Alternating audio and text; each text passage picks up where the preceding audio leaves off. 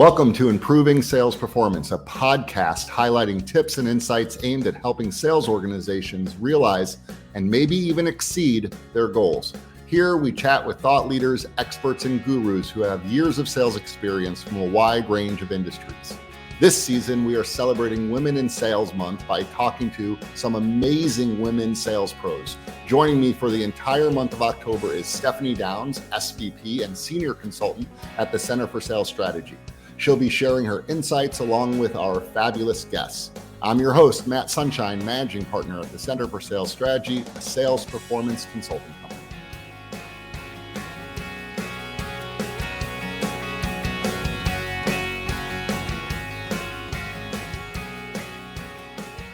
We're so proud to be celebrating Women in Sales Month. For all of October, we have an amazing slate of women sales leaders who will be sharing their unique insights, from offering advice for sales managers new or more experienced to discussing the anticipated landscape of sales in years ahead. When it comes to improving sales performance, these ladies know how it's done. I'm Stephanie Downs, Senior Vice President at the Center for Sales Strategy, and I'll be joining Matt Sunshine on the show for the entire month of October. Today, our guest is Stacey Kauffman, Regional Vice President from San Francisco and Sacramento at Audacy. Stacey has many observations, such as prioritizing your focus amidst the flurry of data that is constantly at our fingertips. Hint, hint, don't be chained to your desk. How account executives can no longer wear all the hats like they used to, and why you can't build a team of unicorns.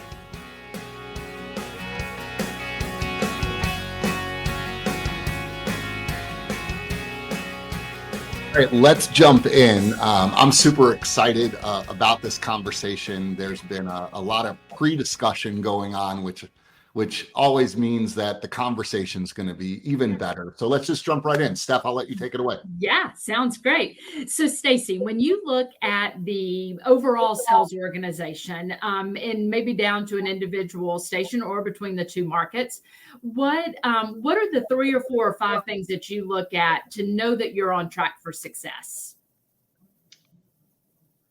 First, I would say is the culture and the vibe and the energy that we're seeing. And of course, in this new normal of this hybrid environment and, what people want to be in the office for.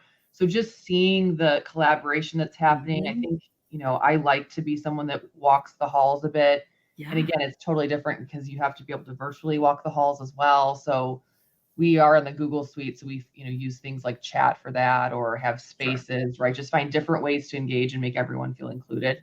So that's a piece of it, is just to see how engaged are people and how are they responding. Yeah. And then, the KPIs, I like to focus on leading indicators because that's an opportunity for us to still do something about it versus the lagging indicators, which are, of course, how are we performing to our budget and our expectations. Yes. So I really encourage our team and our leaders to narrow, what are the least amount of things that we can focus on to have the biggest amount of impact. Mm-hmm. And when I'm looking at a macro level for the region, I'm looking at the roll up of how many new business calls, we call client needs analysis, how many of those new business calls are we doing? What's the trend line of that? Are we adding sales velocity there? And then the dollars and the volume of ask on a weekly basis. So I just really like to try to narrow it down. Of course, I can get in the weeds and go down all kinds of rabbit holes, but the least amount of things that I'm looking at on that leading side are the volume of new business calls, the volume of asks, and what's the total dollars of asks, and what is that trend line? Yeah. And then, of course, I'm looking at how much are we closing a week and the pacing to see how that's all adding up. Yeah, I love the fact that you defaulted to leading indicators, because so often in these conversations, there's a lot of emphasis put on the end result, right? The performance metrics. They're important. We all know that they're important. We can't ignore those. But I love the thinking of, if we put more emphasis on the front end, or really paying attention to your point of deal size and call volume and all of those pieces, the end result's going to happen. We know that's going to follow if we're tracking. And you're right. We don't need to track everything. We just need to track the ones that are going to have the biggest impact. We could track everything. That does not mean we should. Exactly. Yeah. And it's really easy, especially with all the tools and data that we have now, it's really easy to get stuck behind your desk and look at 74 reports. Right. Right. But that's really not what's going to get buried in that. Yeah. Mm-hmm. For sure. So thinking about sales managers, I mean, we were just already touching on some of this, but what should sales managers be, really focused on today? Your highest priorities, biggest rocks, engagement, culture, what else? Absolutely. Well, I think the biggest thing is recruiting, retaining, and growing talent. Yeah. And I think that's not unique to our organization. I see it across our industry, right? The ideal account executive today is different. And it's a real unique opportunity because we can look at enterprise sellers as an opportunity versus historically you needed experience to get the experience, right? And just with the way that we're evolving our sales structure and having more client success managers and more of those account manager support types, it gives us an opportunity to really expand what the ideal sales executive could look like. And so having that constant recruitment funnel is really important, right? Like we have to put a championship team on the floor. We have high expectations. We all want to win. The great news is there is a ton of opportunity for all of us to be successful. Yeah. And so, but if we don't have a pipeline or a bench, it's the same thing that we're asking our sales people to do, right? That's right. And so I would say that's number one is we have to retain the best talent. We have to, recruit them. And then we have to continue to grow and develop because one of the things that is so great about our business is that it is always evolving and changing. So what made us successful a year ago is not going to probably be wholly the winning recipe today. So I would say that. Then also I would look at this just managing the sales velocity. So how are you a catalyst for business for your team? How are you guiding them on where and how to focus their time as a coach? And the third thing is, and we kind of talked about this earlier, it's data insights. Not being chained to your desk, but how do you identify what are the 2 or 3 quick reports or numbers that you can look at that help you prioritize where you can have the biggest impact of where, how, and with whom you spend your time. Right. Those 3 things, if you nail that, I think that's a recipe for success. Okay, there's so many things I want to follow up in that. There was a lot of good stuff there. I don't even know where to start. So I'm going to go to the beginning and then I'm going to pick up on multiples of those. You said the AE is different today than it was before. Tell me a little bit more about that. What do you mean by that? So I think even 5 years ago, the ideal AE could wear all the hats, right? We wanted them to be business development hunters and account managers and do admin and of course use their CRM, like all of these different things. They really needed to know a little bit about a lot of things. Yeah. And I think as we continue to evolve, and certainly in a company like ours at Audacy, where we have this massive scale, for us to maximize and leverage that, we really want them to be excellent at a couple things and then build a support team around them to do the rest. So it is someone who, the part that hasn't changed is still ideally a consultative seller, which has been since longer than I've been in the business, right? Yeah. And so that part hasn't changed. We are looking for clients and businesses who have a problem that they're willing to pay to solve. That's the simplest role of the account executive, right? And being able to qualify what that ultimately looks like. So someone who really excels in the prospecting and in hunting and enjoys the hunt. Yeah. That person is, we find most of the time there's unicorns. Most of the time, they might not be great at details. They might not be great at follow-up, right? They may not be great at digging deep enough into an account, which is where partnering them with a client success specialist or an account manager type of role who can really help them get the account depth while they go, and they're kind of that first line of outreach and success, I think is really important. Yeah. And based off all of that and understanding the need for the new AE is what has led to some of the conversation around the structure that you were just mentioning, right? And evolving the sales structure. So do you envision that continuing to evolve? And if so, what do you think the structure is going to look like in the next few years? How do you anticipate or see that changing again? Because I think it probably will. I think that's the safe bet in this business is there's jobs that don't even exist yet. They're going to exist in 3 years, right? That's part of what's so fun about it is it's constantly evolving. Like, even we used to have station specific sellers, right? And then most of us have enterprise sellers. So those things are constantly evolving, just like, the client model. Mm-hmm. There's the ebb and flow of they're going to in-house agencies, then they're going out of house agencies, right? So it's kind of always back and forth. What's the trend? And I'm not really sure what it's going to be in 3 years. Yeah. I can guarantee it'll be different. We can say that it will change. We know that. It might be, and we might find more vertical specialists. We've seen some other industries somewhat related to ours. And I know there's other organizations in our industry that, have auto specialists, for example, right? Or various health verticals and things like that. And we might see more of that as the ideal account executive is that business hunter who we want to be more specialized. Mm-hmm. Conversely, it could be that the support around them gets more specialized, right? And I think we're still figuring that out. Yeah. So thinking, we know that the role of the AE is evolving, it's changing, it's going to continue. What about from a sales leader? What was the sales leader of yesterday, meaning 3 or to 5 years ago versus the sales leader today?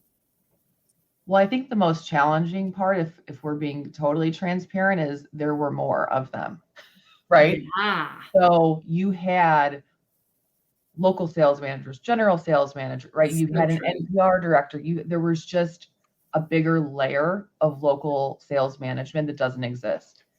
So it is really challenging. The general sales manager role today, I continue to say, I think the director of sales or VP of sales role is probably the hardest in the building. Mm-hmm. Because it's the opposite of the account executive. We do need them to be the utility players because there's less of them. And so what has not changed, though, is we need them to be inspiring and motivating. We need them to be great coaches, right? Those fundamentals don't change. We need them to, I think, my biggest advice is always leveraging that push and pull leadership, right? We need leaders who can get the buy-in and get the team motivated and get them caring about the greater vision and mission and purpose of why we're all here, because there's things that we could all do to earn a living, but we choose to come here every day. So we need to be really clear on that why and feel connected to it. So they need to be able to use that so that they can pull their team in. But then they also need to be able to push, and you need to build trust by, you have to have trust so that when you tell them it's time to go or you're holding them accountable, they're receiving it, because you can hold people accountable without trust. It's just not very effective, right? But to where you're holding them accountable and they actually care because they understand it's more than just them. That's, I think, the ultimate. And again, I don't think that part changes. I think the part that changes is what do they need to be good at? And ideally, they're probably both left and right brained, right? Because they need to be able to use data insights quickly to identify where and how they're going to spend their time. But they still need to be of the people, right? We don't want them trapped behind a desk. And I think historically, you could build your sales leadership team around having someone that was really good in the field and having someone that was a really good trainer and having someone, right, that was really good at maybe a vertical or NTR, these things. And now we really have to do more with less. Yeah. So thinking about just staying on that topic for a minute, you gave a lot of different things there that what a sales leader needs today. So you're hiring a brand new sales leader in the organization, or assume that you're hiring. What are the 3 or 4 things that you are intentionally looking at from a talent, skills, experience in order to make that hire that fits a lot of what you were describing? Anything you would add to that list? I do think there is a fit component and there's a need component, right? So I'm looking at the management team that I have and saying, what do I have a lot of? What do I have a little of? And so it's not necessarily the best general sales manager. It's the best person for this specific need, role, and job in this market or this location.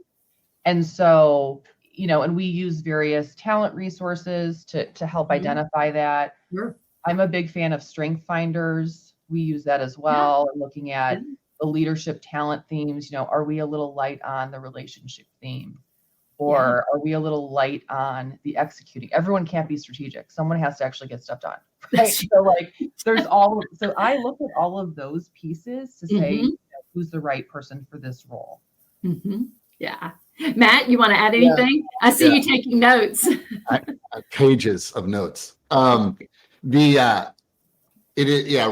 is important when you're looking to build a team, right? And making sure that you have someone who can do a little bit. I want to go back to some of the things that you said earlier, because Stephanie and I have had the opportunity over the past week or so to do these podcasts with lots of very successful leaders like yourself. And I just think it's important for me to highlight some of the consistencies, some of the things that we're hearing again and again and again.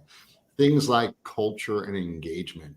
I don't know if we would have heard that 5 years ago. Like, I don't know if or even 3 years ago. Yeah. What a change that is, that everyone has keyed in on the fact that we need to be very intentional on making sure that we have a place that has a strong culture with mission, vision, values, right? The why is in place. The other thing is, again, hearing this again and again, and you articulated it perfectly, is really studying the pipeline, not just the pending, right? Understanding the CNAs that are being done, understanding how many asks are we making, what is that total ask amount, and the trend line that goes with it, and the closing ratio that we're achieving. Could not have said it better, but it is interesting that, again, more focus, what we're hearing, more focus being placed on the pipeline versus just how much do you have out there right now. And I think that's important. And then Stacy, you and I have talked about this in the past, but recruit, retain, and develop. It's got to be the mantra, right? I mean, when I will tell you, I get asked sometimes to interview sales leaders for job opportunities, and I always say, so what do you think some of the most important things are as a sales leader? And if I don't hear recruit, retain, and develop, or some version of that, in their own words, whatever, like, what business are you in? I mean, because that is the business. And so you stating that the way you stated, I thought was just so important. I will tell you that years ago, Stephanie, maybe you remember, I don't even know how many years ago, Steve Marks wrote a white paper on the lone wolf salesperson and how that is eventually going to die. Right. That the idea that we would find someone, and yes, unicorns do exist, and we all know that unicorn, right? Yeah, we all do. point to that unicorn. But that's 100%. That's right. Every market has one, right? Yeah. Right. Yeah. But they're unicorns. Yeah. That just that's not modern day sales. I'm a big sports fan, so I tend to use some sports analogies, but if you're playing basketball, you have to have 5 players on the court. Right. You can't field a team of unicorns. Right. Right. You can't, one person isn't going to make or break you. They might kind of get you a little bit over the edge, right? 99 to 100, right? They can make that extra difference. They can make the water boil 211 to 212 degrees. But ultimately, you have to be able to field a team. And everybody on the court has their specialty, right? They're all interwoven. They all work together, but they all have their specialty to help the overall. I heard a stat years ago. I don't know if this is true, so I'm just going to throw that out there. But like when the Chicago Bulls, were winning all the championships, when Michael Jordan was there and they were winning everything, that was a great time. I was a 90s Bulls kid, and now I'm in Northern California, and we're the play-by-play for the Golden State Warriors with Steve Kerr as the coach. So keep going. I'm loving it. I was the sales manager at the flagship station for the Bulls in Chicago in 95 and 96. I mean, that's amazing. That was like the greatest time ever. But I heard the statistic years later that Steve Kerr averaged that season 2 to 3 points per game. That's all he averaged, was 2 to 3. And that the average margin of victory of the Bulls during the regular season was like 2 points per game. It was something crazy like that. that you could pull out this analogy of, yeah, everyone matters and Michael's the star and Scotty's this and Dennis that. But if it wasn't for Steve Kerr and the role that he played, there would be no national championship. And I might have a little bit of that wrong, but it does make you realize that every single person on the team plays an impact. Makes a big impact. Yeah, absolutely. For sure. Which is why the engagement is so important, right? Because it's like, we say this all the time, look left, look right. Like it's not the other guy we need all of you doing it, right? We need all of us firing on all cylinders to be successful. Frankly, every role in the building, even outside of sales, right? That's a big part of my role, is connecting the dots for people to understand how important engineering is, right? Or the traffic department. I mean, every group in we couldn't do it without them. Right? Traffic and sales, or programming and sales, or programming and traffic. All these, literally every single piece. And it's one of the things that I did when I first came to the market, is showing the workflow of how we start and end this business, the entire cycle, so that every person, if it's, an office administrator, to the traffic person, et cetera, they all understand that their role is required and relied upon for us to be successful, which also I think helps with the engagement piece too, because they realize that they are connected to that North Star. Yeah. If they decide to not show up, there's an effect to that. Stephanie and I saw we were fortunate enough to be in a meeting where a guy that was a former Navy SEAL was presenting. Yeah. And one of the things that he said, what makes the Navy SEALs elite is that they never have to look to their left or right. They absolutely positively know that the person to the left and the person to the right is doing their job at the highest possible level, and they never, ever, ever have to worry about it. And because of that, they can move forward with speed and accuracy.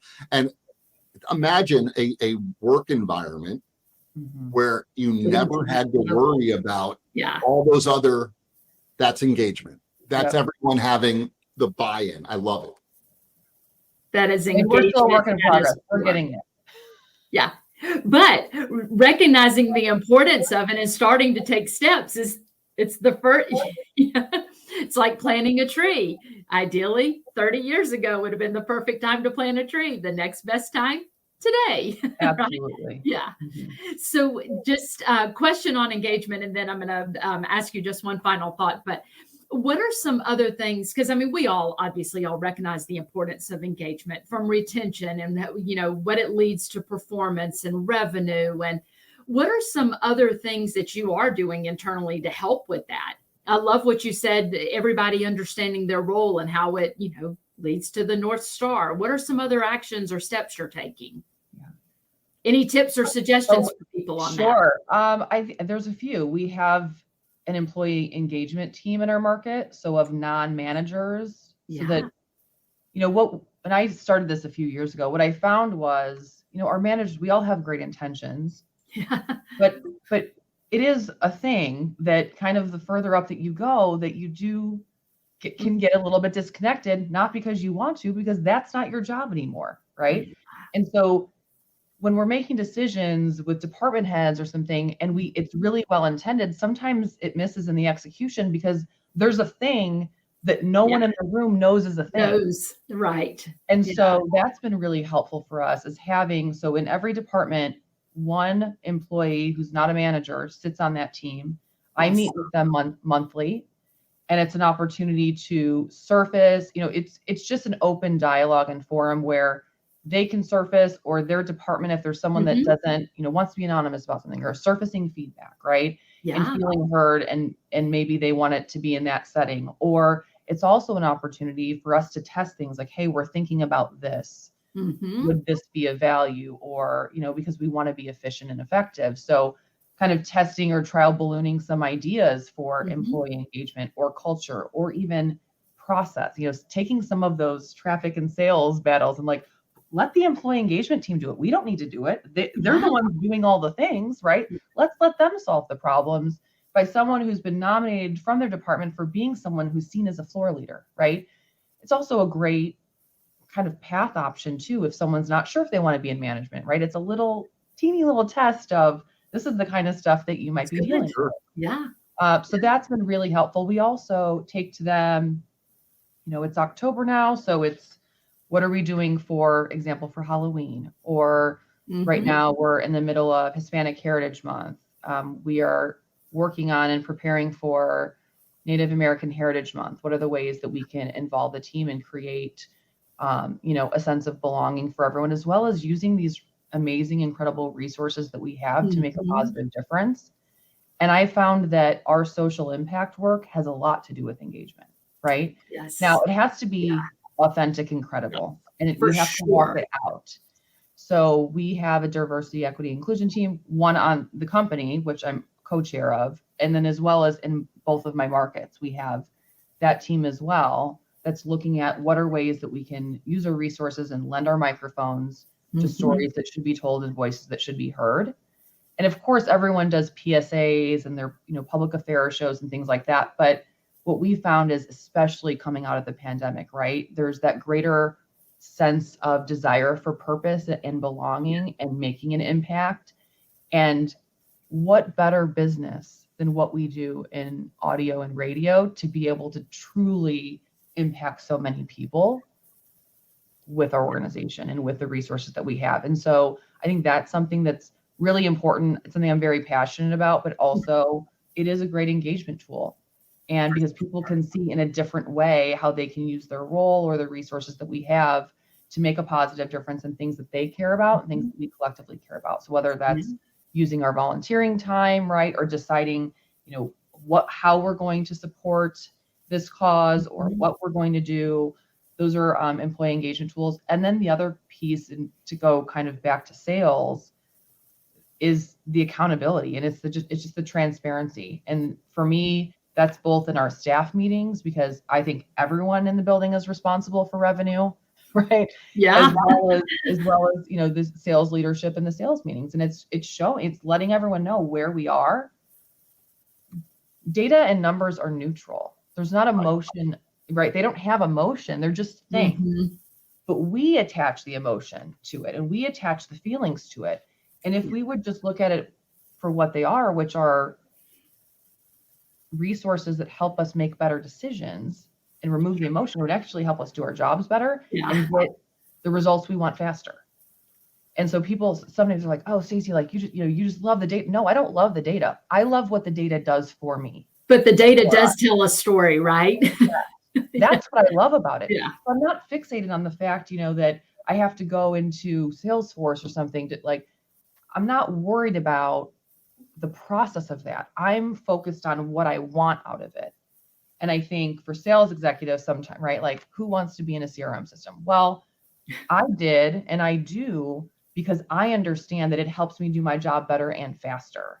They have to understand that piece, right? Yeah. They have to know how they can use it to help with their position and how it helps them sell more and be better and make data-driven decisions. Exactly. But I think it's really important that we all know where we stand collectively and individually. And, we celebrate successes and victories. We celebrate, nice, as a team and individually. But we, everyone sees the standings every week. And I think keeping score is important. We are a sales organization, right? We need to perform. And if we don't know where we are starting from, how do we think we're going to have gas in the tank to get where we need to go? Yeah. It's just really that simple. Yeah. We do have to know the direction we're going. Okay, so I loved all of your comments related to engagement, transparency, everybody having a voice, getting to share what they think and being part of the outcome, mission, everybody on the same page. There were so many good examples you gave there of what engagement really is. And as Matt said at the beginning of our call, that we knew that this was going to be an insightful call, and it was. So thank you. Matt, any final or wrap-ups as we finish up?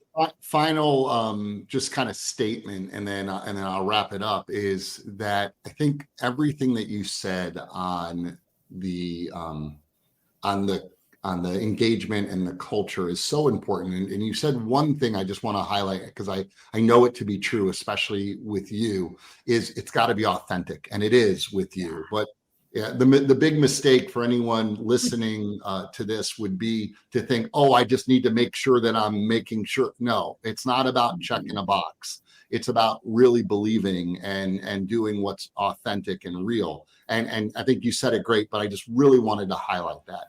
So, Stacy, thank you so much for joining us. We cannot thank you enough.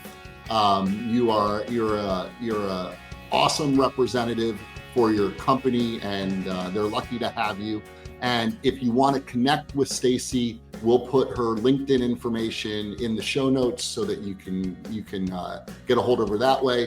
And we look forward to bringing you future episodes of the Improving Sales Performance podcast soon.